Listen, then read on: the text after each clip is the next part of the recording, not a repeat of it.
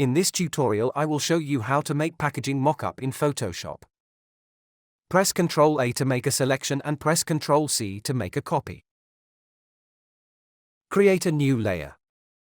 Go to Filter and choose Vanishing Point.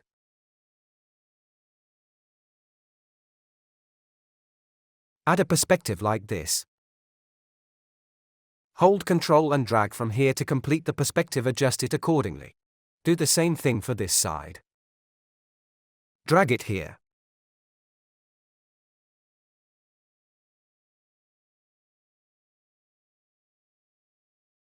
Adjust your design.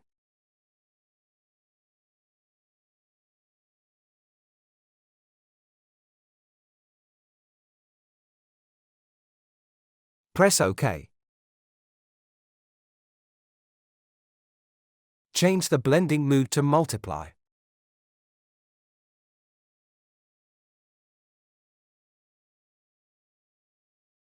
That's it.